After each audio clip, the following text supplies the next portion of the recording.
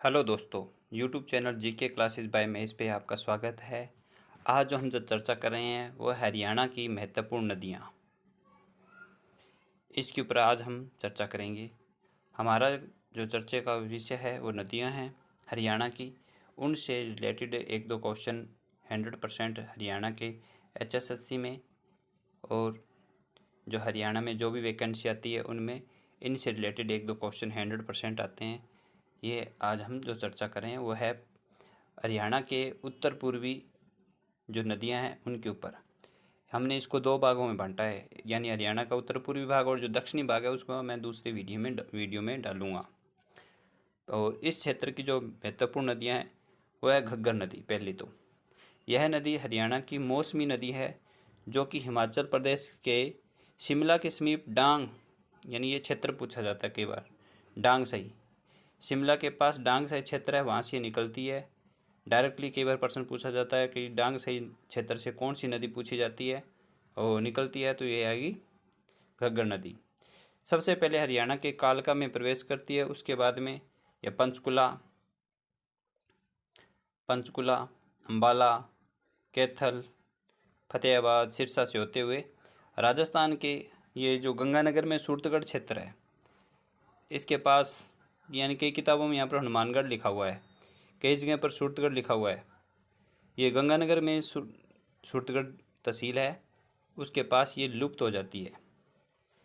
इसको हरियाणा की बरसाती नदी भी कहा जाता है।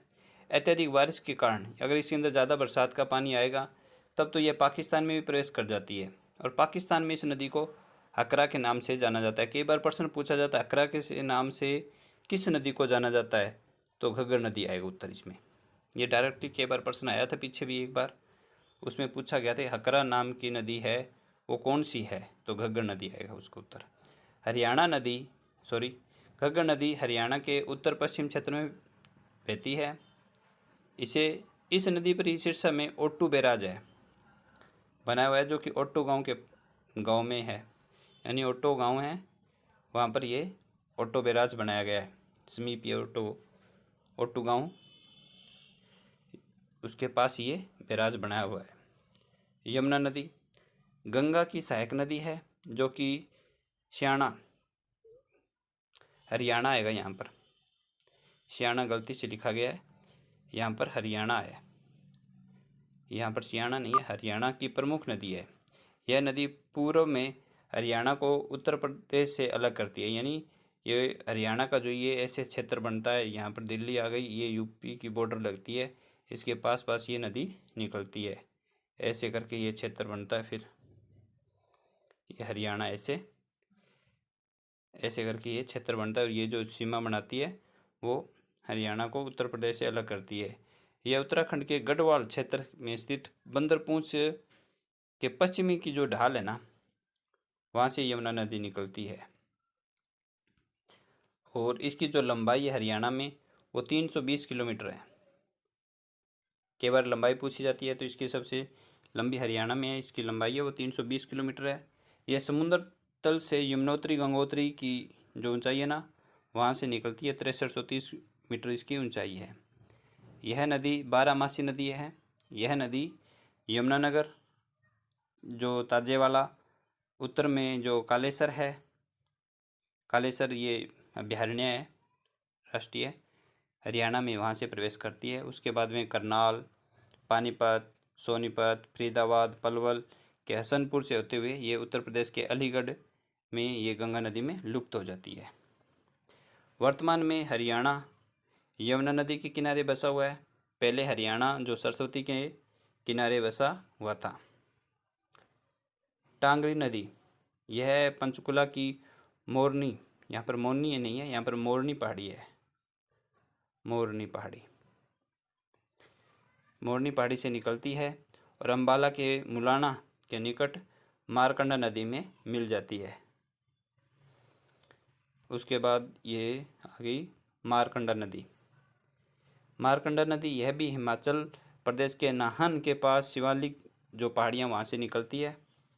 हरियाणा के सबसे पहले यह अम्बाला ज़िले में प्रवेश करती है। उसके बाद कुरुक्षेत्र के समीप सनीसा झील ये भी पूछ लिया जाता है। सनीसा झील कहाँ स्थित है?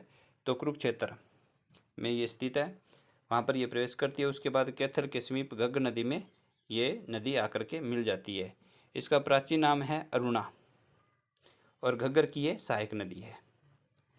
सरस्वती नदी, वर्तमान में सरस्वती नदी लुप्त हो चुकी है, लेकिन माना जाता है कि यह नदी हिमाचल प्रदेश की सिरमौर क्षेत्र से बर्फीली जो पहाड़ियाँ हैं वहाँ से ये निकलती है।